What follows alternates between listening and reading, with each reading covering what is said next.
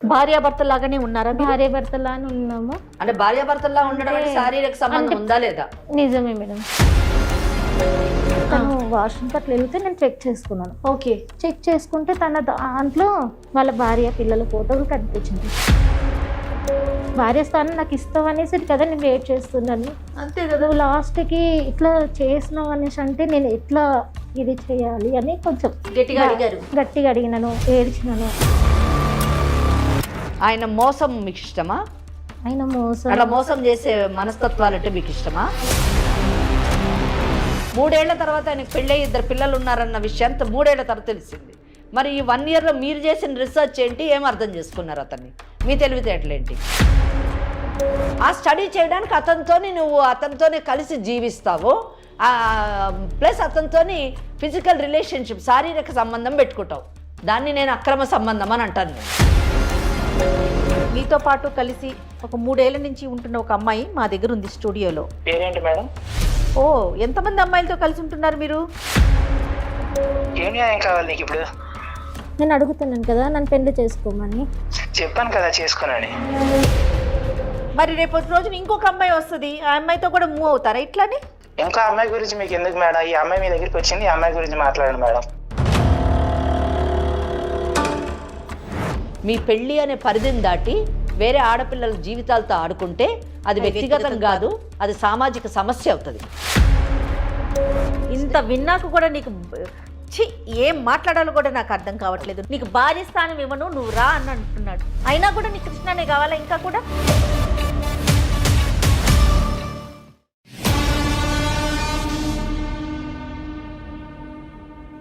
Varicose veins కి సరైన చికిత్స కోసం సంప్రదించండి ఎవిస్ హాస్పిటల్. ఎవిస్ హాస్పిటల్ సమర్పించి లీగల్ అడ్వైస్ కార్యక్రమానికి స్వాగతం. నాతో పాటు అడ్వకేట్ వెంకటేశ్వరి గారు ఉన్నారు. నమస్తే. నమస్తే అండి. అమ్మ, స్నేహ అనే ఒక అమ్మాయి మన దాకా వచ్చింది, మీతో మాట్లాడాలి, మీ సలహా కావాలి అనేసి. అంటే తనకు సంబంధించిన సమస్యని కొన్ని ఆల్రెడీ మనం లీగల్ అడ్వైస్లో మాట్లాడాం కూడా. లివ్ ఇన్ రిలేషన్స్ ఇవి ఎలాంటి పరిణామాలకి దారితీస్తున్నాయి, దీని పరిస్థితి ఏంటి? ఒక ఎపిసోడ్లో నాకు చాలా బాగా గుర్తు, మీరు చాలా అగ్రెసివ్గా మాట్లాడారు దీనికి సంబంధించి. ఆడపిల్లలు ముఖ్యంగా ఎలాంటి ఇబ్బందులు పడుతున్నారు అనేదానికి స్నేహ కథే ఒక ఉదాహరణ అమ్మ. నేను చెప్పటం ఎందుకు, స్నేహ ఎలానో మన స్టూడియోలో ఉంది కాబట్టి ఒకసారి మీరే మాట్లాడండి. తప్పకుండా అమ్మ. స్నేహ నమస్తే అమ్మా. నమస్తే. నమస్తే. నమస్తే అమ్మా. స్నేహ ఇక్కడ దాకా వచ్చారు, మీ కథ అంతా కూడా నాకు చెప్పారు. నాతో పాటు మీరు మేడంకి కూడా చెప్తే మీకు ఒక సలహా, ఒక సూచన ఇవ్వడానికి ఒక అవకాశం ఉంటుంది. భయపడొద్దు, భయపడాల్సిన అవసరమే లేదు. సమస్యలకి పరిష్కారం చూపించే వేదికే లీగల్ అడ్వైస్. ఏమ్మా, ఏమీ అబద్ధం చెప్పకుండా జరిగింది జరిగినట్టు చెప్పండి. ఏ ఊరు, ఎక్కడి నుంచి సమస్య మొదలైంది, పూర్తిగా చెప్పండి. అసలు మీది ఏ ఊరు? నా పేరు స్నేహ మేడం. ఓకే. నేను మాది అనంతపూర్. జాబ్ కోసం అని బెంగళూరు. ఏం జాబ్ చేస్తున్నారమ్మా? నేను అకౌంట్స్. ఏం చదువుకున్నారు మీరు? బీకామ్. Super super. బీకామ్ చేసి అకౌంటెంట్గా బెంగళూరులో జాబ్ చేస్తున్నారు. సంతోషం తల్లి. 1 ఇయర్ అయింది మేడం అక్కడ నుంచి. బెంగళూరులో మంచి కంపెనీ ఏనమ్మా? మంచి కంపెనీ మేడం. ఓకే. అక్కడ సార్ తను పరిచయం అయ్యి 6 సార్ అంటే ఎవరు? అకౌంటెంటే తను కూడా, కానీ నాకన్నా కొంచెం సీనియర్. అయితే తనతో పాటు తను నార్మల్గా, నేను నార్మల్గా ఫ్రెండ్ లాగా మాట్లాడుకున్నామండి. కొన్ని రోజులు మాట్లాడుకున్నాము. దాని తర్వాత స్నేహం కాస్త ప్రేమగా మారింది. ఓ. నేనే ఫస్ట్ ప్రపోజ్ చేశాను, తను ఇష్టపడి నేనే ప్రపోజ్ చేశాను. దాని తర్వాత తను సరే అనేసి, తను కూడా తన గురించి ఏం చెప్పలేదు, తన గురించి నేను కూడా ఏం అడగలేను. ఎందుకు ఆయనని ప్రపోజ్ చేశారు మీరు? ఏం అడగలేదు ఆయన గురించి, ఏం తెలియదు, ఆయన నాతో పని చేస్తాడని తెలుసు. అంటే తను మంచివాడు, మంచి వ్యక్తి అనేసి నేను తనతో పరిచయం చేసుకొని నేనే తనకు చెప్పాను. ఆఫీసులో పరిచయంతోనే మీరు ప్రపోజ్ చేసేసారు. 1 ఇయర్ అయింది మేడం. 1 ఇయర్ అయినాక తను నేను ఒకటే దగ్గర ఉన్నాము. 3 ఇయర్స్ దాటినాక ఒకటే రూమ్లో కలిసినాక ఎందుకు ఒక రోజు ఫోన్ తీసుకున్నాను. తను ఎవరితోనో మాట్లాడుతున్నా అనేసి తన ఫోన్ నేను తీసుకున్నాను. తన ఫోన్ తీసుకుని మాటకు అడ్డుపడుతున్నాను అనుకోకు. మరి పెళ్లి ఎప్పుడు చేసుకుందాం అనుకున్నారు? పెళ్లి చేసుకుందాం అనేసరికి తను వద్దు అనేసి అంటున్నారు. అదే ఎందుకు వద్దు అంటున్నారు అనేసి నాకు కొంచెం డౌట్ వచ్చిందండి. మా మమ్మీ వాళ్ళు నాకు మ్యారేజ్ చేస్తూ అంటున్నారు, నువ్వంటే నాకు ఇష్టము, మరి ఏమంటో చెప్పు అనేసి అన్నప్పుడు దాన్ని దాటేస్తున్నాడు. నేను చేసుకొని ఇప్పుడు నాకు ఇంట్రెస్ట్ లేదు, కొంచెం టైం కావాలి, దానికైతేనే నువ్వు ఆగు, లేకపోతే నువ్వు చేసుకుంటే నేను ఎట్లా చేసుకుంటాను, ఏంటి కలిసి ఉన్న తర్వాత నీ పెళ్లి నువ్వు చేసుకో అనేసి అంటే నేనన్నా నేను ఎట్లా చేసుకుంటానో నేను చేసుకోను, నువ్వంటే అంత ఇష్టంతోనే నేను నీతో ఉన్నాను ఇన్ని రోజులు, ఇప్పుడు చేసుకో అంటే ఎలా చేసుకుంటానని నేను కొంచెం గొడవ పెట్టుకున్నాక తను ఫోన్ మాట్లాడుతూ ఉన్నాడు. అస్తమానం ఎవరితో మాట్లాడతారు మీరు అనేసి నేను ఒకరోజు ఫోన్ చెక్ చేసుకున్నాను. అతను ఉన్నప్పుడే చెక్ చేశారా? తను లేరు, తను వాష్రూమ్కి అట్లా వెళ్తే నేను చెక్ చేసుకున్నాను. ఓకే. చెక్ చేసుకుంటే తన దాంట్లో వాళ్ళ భార్య పిల్లల ఫోటోలు కనిపించినాయి. భార్య పిల్లలని మీరు ఎలా చెప్పారు? మీకు ఎట్లా అర్థమైంది ఆ ఫోటో చూసి? అడిగినాను ఎవరు వీళ్ళు అనేసి అంటే అప్పుడు చెప్తున్నాను, నాకు ఇంతకుముందుకే పెళ్లి అయిపోయింది, నాకు ఇద్దరు పిల్లలు ఉన్నారు, బాబు పాప, నేను ఇక్కడ జాబ్ కోసం అనేసి నేను వచ్చినాను, దాంతో పరిచయం అయినా నేను నీతో ఉన్నాను అనేసి అన్నాడు. నువ్వు అలా ఇలా ఉంటావు, నాకు చెప్పాలి కదా నీకు పెళ్ళి అయింది అనేసి, భార్య స్థానం నాకు ఇస్తావు అనేసి కదా నేను వెయిట్ చేస్తున్నాను, అంతే కదా. నువ్వు లాస్ట్కి ఇట్లా చేసినావు అనేసి అంటే నేను ఎట్లా ఇది చేయాలి అని కొంచెం గట్టిగా అడిగినాను, ఏడ్చినాను. తను అయినా కానీ నేను ఇవ్వను, నేను చేసుకోను, నాకు అవసరం లేదు, ఇప్పుడు ఉండు, ఇలానే ఉండు, చూసుకుంటాను, నీకేం తక్కువ చేస్తలేను అనేసి అట్లా మాట్లాడేసరికి ఇంకా నాకు ఇది అవ్వలేదు, ఇంకా నీ వల్ల కాలేదు. మరి ఏం చెప్పావు ఫైనల్ గా? అతనికి ఏం చెప్పారు?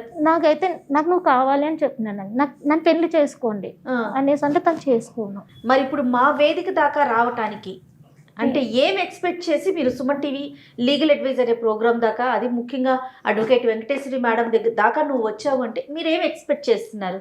నేను తనని పెళ్లి చేసుకోవాలి, సొసైటీలో నేను భార్యలాగా ఉండాలని. ఓకే, భార్య స్థానం మీకు కావాలని పెళ్లి చేసుకోవాలి, దానికి ఏం చేయాలి సలహా కోసం. ఎందుకు ఆయనే కావాలి? ఆయన్నే ఎందుకు పెళ్లి చేసుకోవాలి?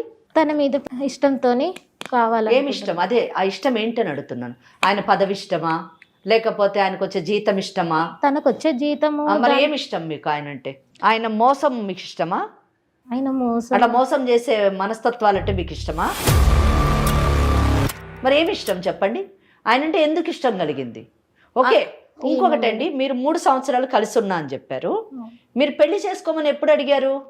నేను 1 ఇయర్ తర్వాత 1 ఇయర్ మటుకు మీరు అడగలేను అంటే 1 ఇయర్ మటుకు కూడా మీరు ఇష్టంతోనే అతనితో కలిసి ఉన్నారు.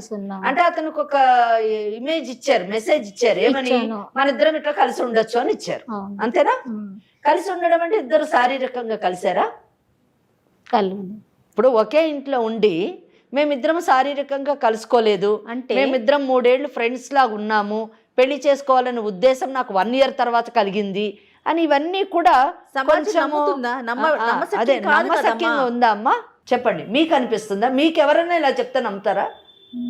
నమ్మరు కదా. చాలా విచిత్రం. చెప్పండి స్నేహ, మీరు దాచొద్దు, ఏం జరిగినా నిజం చెప్పండి. ఫిజికల్ రిలేషన్షిప్ ఉందా లేదా చెప్పండి.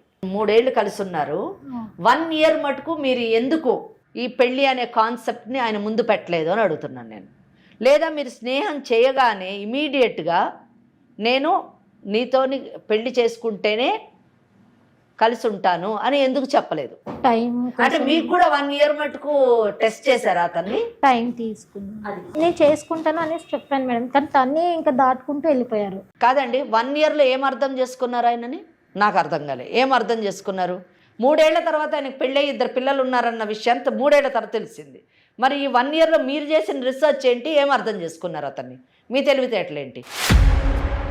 తను బాగా చూసుకున్నారండి, నిన్ను ప్రేమగా చూసుకున్నాడు, నాకు ఏది కావాలన్నా చేసి పెట్టిండు, నాకు ఇది లేదు అన్న లోటు కూడా తీర్చుకుంటూ బాగా. అతను చేసేది ఏంటి తల్లి? పిచ్చిదానా, నువ్వు ఉద్యోగం చేసావు కదా, అంతే కదా, నీకు డబ్బులు వచ్చినాయి కదా. అమ్మ, బెంగళూరులోని ఉద్యోగం చేయడానికి మీ పేరెంట్స్ నిన్ను పంపించారు. అవును మేడం. అంటే నేను పంపించినప్పుడు నువ్వు ఆయనతో కలవక ముందు ఒక రూమ్ తీసుకున్నావో, ఒక అపార్ట్మెంట్ తీసుకున్నావో, ఏదో ఒకటి తీసుకొని అందులో ఉన్నావు, నువ్వు సంపాదించుకుంటున్నావు, ఆ సంపాదనతో నువ్వు బ్రతుకుతున్నావు. ఈయనతో పరిచయం అయిన తర్వాత ఈయనతో మూవ్ అయ్యావు నువ్వు. మళ్ళీ అతను నిన్ను చూసేది ఏముంది? సరే చూసుకున్నాడు, ఓకే. పెళ్లి ప్రస్తావన ఎందుకు తీసుకురాలేదు నువ్వు సంవత్సరం వరకు కూడా? అంటే నేను ఫస్ట్ అడిగినాను, ఫస్ట్ మ్యారేజ్ చేసుకుందామంటే వద్దు అని టైం తీసుకున్నాను. సరే ఒకటే రూమ్. అప్పుడు వద్దు అన్నాడే తప్ప నాకు పెళ్ళయిందని చెప్పలేదు. నేను ఫొటోస్ చూసే వరకు తనకు పెళ్ళయిందన్న మాట కూడా నాకు చెప్పాను. నిలదీసావా? పోనీ నిలదీసినాను.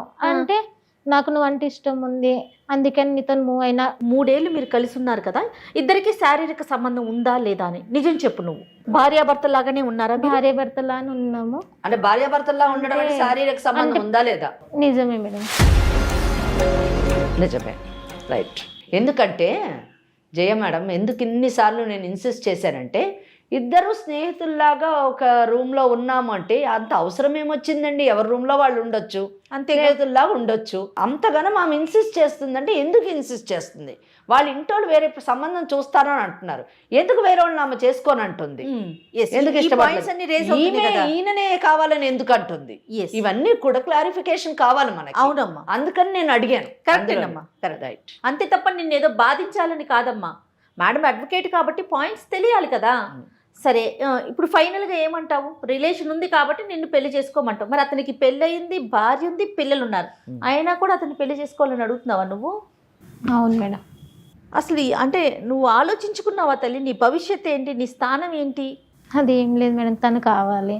ఎలా ఉన్నారమ్మా ఆడపిల్లలు? తను మరి నాకేం అర్థం కావట్లేదు ఏం మాట్లాడాలని. ఒక భార్య పిల్లలు ఉన్నా సరే నాతో ఉన్నాడు కాబట్టి నాకు అతనే కావాలి, అది భార్య స్థానమే కావాలంటే అది ఎలా సాధ్యమమ్మా? అంటే ఈ కేసులో నేను కూడా కొంచెము స్టార్టింగ్ నుంచి తన అమాయకురాలో తెలివైన అమ్మాయో నాకు ఈ కేసు నేను కూడా బ్లాంక్ అయ్యాను. ఎందుకు అయ్యానంటే, సాధారణంగా మనకు భార్య స్థానంలో ఉన్న అమ్మాయి వచ్చి నా భర్త ఇలాగా వేరే అమ్మాయితో అక్రమ సంబంధం పెట్టుకున్నాడు, నా ఒక్క స్థానము నా పరిస్థితి ఏంటి మేడం, నా స్థానాన్ని నాకు తిరిగి ఇప్పించండి అని అడుగుతారు. ఇక్కడ అసలు రైటే లేని ఆమె, హక్కే లేని ఆమె వచ్చి ఎంత ధైర్యంగా కూర్చొని, అంటే మీరు అంటున్నారా ఆమె అమాయకురాలు అనుకోవాలా లేకపోతే ఏమనుకోవాలి అని భయపడుతుంది అంటే, నేను ఈ మాటల్ని నేను సపోర్ట్ చేయలేను. నేను ఎందుకు సపోర్ట్ చేయలేనంటే, నీకు అసలు ఏమి హక్కు లేదు. సంవత్సరం మటుకు నీకు పెళ్ళైన ఆలోచన లేదు. అతనితో కేవలం స్నేహము, ఎంజాయ్మెంట్ మాత్రమే, రిలేషన్షిప్ మాత్రమే కావాలని చెప్పేసి నువ్వు 1 year ఉన్నావు. మీరేంటి అబ్జర్వ్ చేసేది అతన్ని? మీరేంటి అన్ని స్టడీ చేసేది? అదే కదా. మీ తల్లిదండ్రులు అన్ని స్టడీ చేసి మీకు సంబంధం చూస్తారు, మీరు పెళ్లి చేసుకోవాలి. అంతకి కావాలంటే మీరు కూడా మాట్లాడి అన్ని తెలుసుకొని మీ తల్లిదండ్రులు చూసినటువంటి వాళ్ళు చేసుకోండి. కానీ ఇక్కడ నువ్వు ఎవరినో ఒకటి సెలెక్ట్ చేసుకుంటావు, నీ కొలీగ్ని. నువ్వు ఒక 1 year స్టడీ చేస్తా అంటావు అతన్ని. ఆ స్టడీ చేయడానికి అతనితోనే కలిసి జీవిస్తావు, ప్లస్ అతనితోని ఫిజికల్ రిలేషన్షిప్, శారీరక సంబంధం పెట్టుకుంటావు. దాన్ని నేను అక్రమ సంబంధం అని అంటాను. నేను పెట్టుకొని 1 year తర్వాత పెళ్లి చేసుకుంటానని చెప్పేసి అంటావు.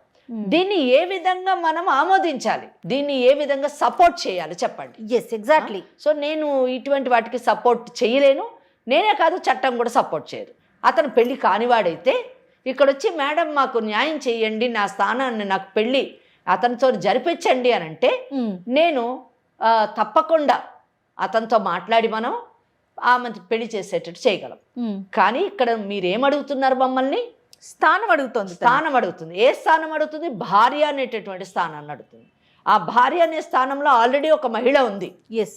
ఆ మహిళని పక్కకు తప్పించి మిమ్మల్ని ఆ స్థానంలో కూర్చోపెట్టాలంటే ఇంకొక మహిళ, గౌరవప్రదమైనటువంటి మహిళ, సమాజం ఆమోదించినటువంటి భార్య స్థానంలో ఉన్న మహిళని, అన్ని హక్కులు కలిగినటువంటి మహిళని పక్కకు జరిపి, ఏ హక్కు లేనటువంటి దాన్ని, ఏ మర్యాద లేకుండా, ఏ సమాజపు కట్టుబాట్లకు లోను మీరు గౌరవించకుండా, చట్టం అంటూ ఒకటి ఉందన్న దాన్ని కూడా గుర్తించకుండా, హక్కు లేకుండా నాకు ఆ స్థానం కావాలని అడిగితే ఏ విధంగా మనం ఆమోదించాలి?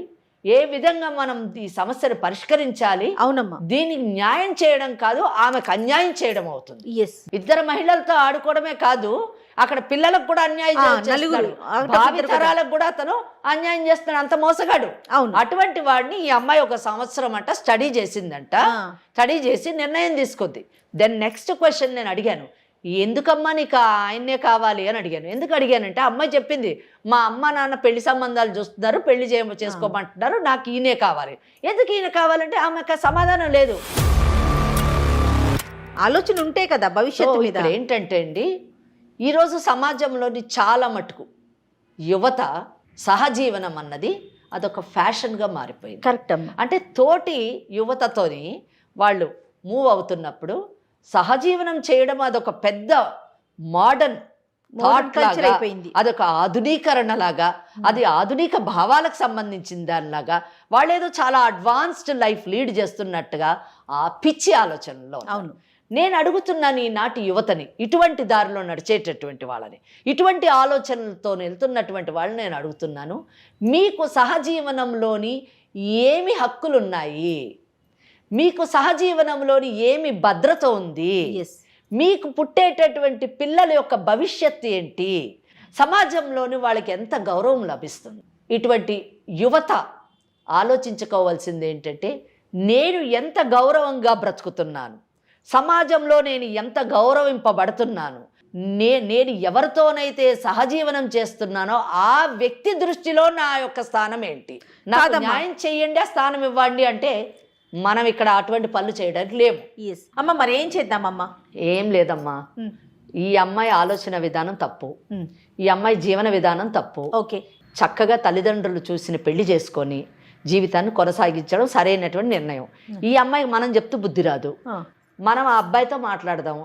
ఆ అబ్బాయి అసలు ఏమంటాడో విన్న తర్వాత మనకి అర్థమవుతుంది, ఆమెకు కూడా అర్థమవుతుంది అని నేను అనుకుంటున్నాను. మనమేమి అతన్ని బెదిరించి ఈ అమ్మాయిని పెళ్లి చేసుకో అని చెప్పేటటువంటి పరిస్థితి కాదండి, అస్సలు కాదు. ఎందుకంటే section 5 of Hindu marriage act ప్రకారము రెండవ వివాహం చేసుకోవడానికి అవకాశం లేదు. ఓకే, ఎలాగంటే విడాకులన్నా అవ్వాలి, భార్య చనిపోయి అన్నా ఉండాలి. రెండో ఇక్కడ ఆ అమ్మాయికి విడాకులు ఇచ్చి, భార్యకు విడాకులు ఇచ్చి ఈ అమ్మాయిని పెళ్లి చేసుకో అని చెప్పేసి ఆ అబ్బాయి చెప్పేటటువంటి ధైర్య సాహసాలు నేను చెయ్యను.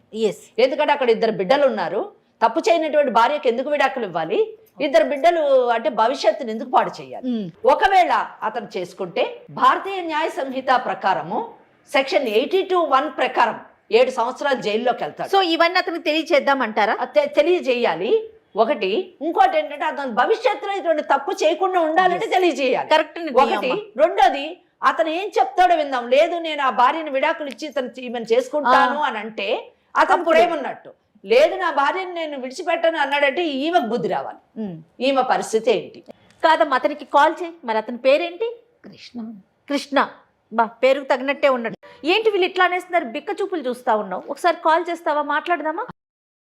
అమ్మా, తను మాట్లాడటానికి ఇబ్బంది పడతా ఉంది. నేనే ఒకసారి కాల్ చేస్తాను, తప్పకుండా ఒకసారి మాట్లాడతాను, వినండి మీరు కూడాను.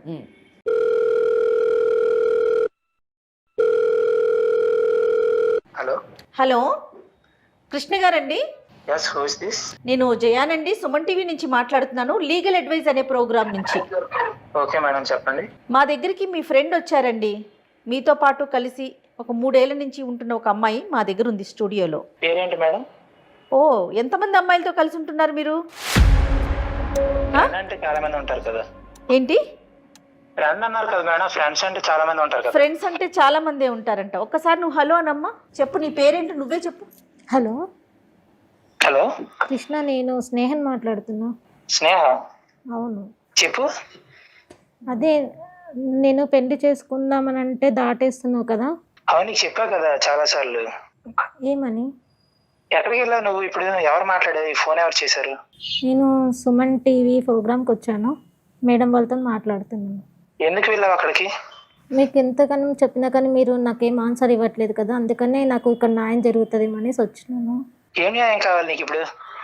నేను అడుగుతున్నాను కదా, నన్ను పెళ్లి చేసుకోమని. చెప్పాను కదా చేసుకోనని. రీజన్ ఏంటో తెలుసుకోవచ్చా కృష్ణ గారు? చాలా చాలా స్ట్రాంగ్ గా చెప్తున్నారు మీరు. రీజన్ నాకు ఏంటో? ఆల్రెడీ పెళ్ళి అయింది మేడం, నేను ఎలా మళ్ళీ ఆమెను పెళ్లి చేసుకోగలను?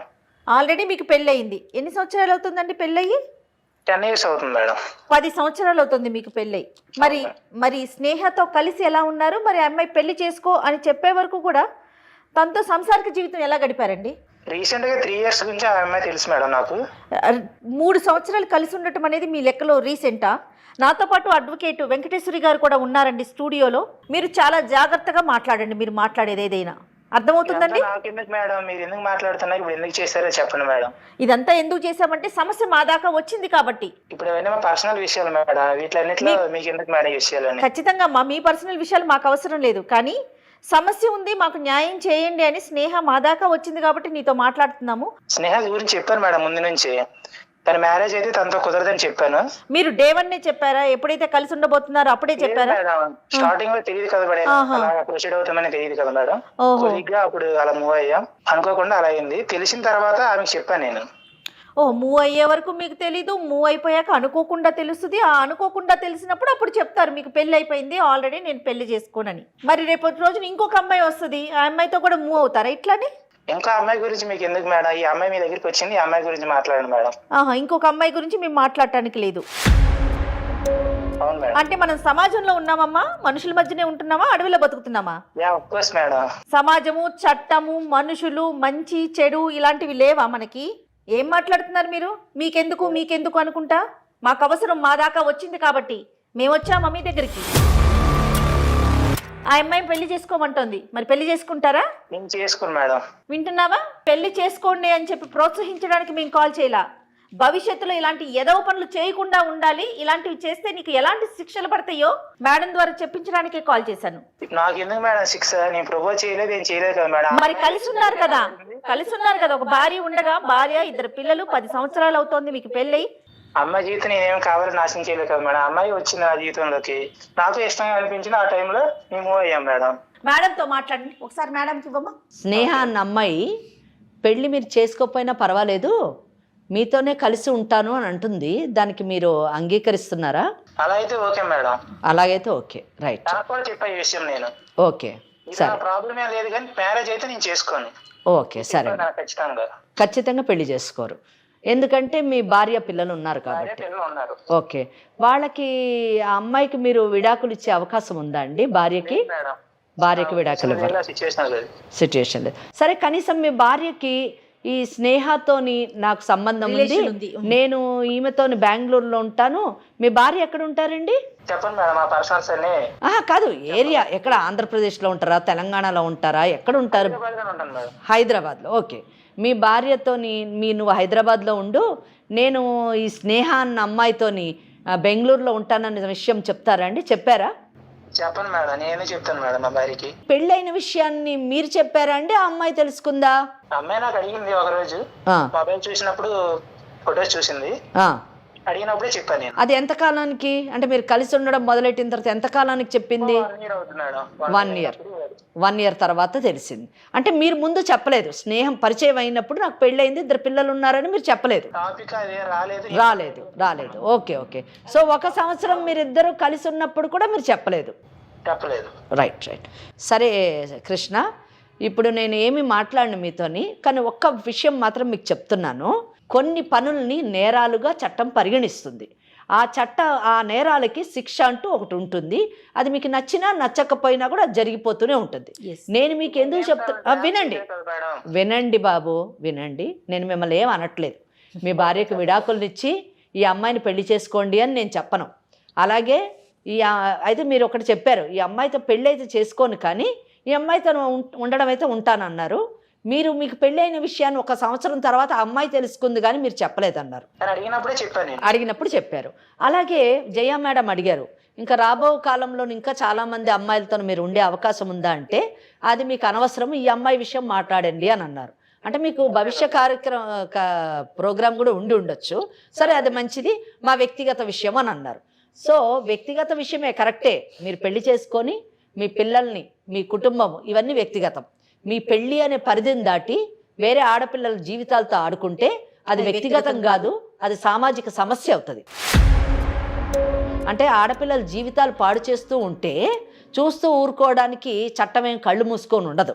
కానీ అదే చేయలేదు, అదే చెప్తున్నాను. ఇది మీ అవేర్నెస్ గురించి చెప్తున్నాను, మిమ్మల్ని ఏమి అనట్లేదు నేను. భారతీయ న్యాయ సంహిత అని ఒక చట్టం ఉంది. ఈ చట్టంలోని సెక్షన్ 82(2) ప్రకారము ఏ మగవాడైనా కానీ తనకు పెళ్ళైన విషయాన్ని చెప్పకుండా వేరే స్త్రీతోని పెళ్లి చేసుకుంటానని కానీ, లేదా ఏం చెప్పకుండా శారీరక సంబంధం కానీ పెట్టుకుంటే 10 సంవత్సరాలు శిక్షకి లోనవుతాడు, కంప్లైంట్ ఇస్తే.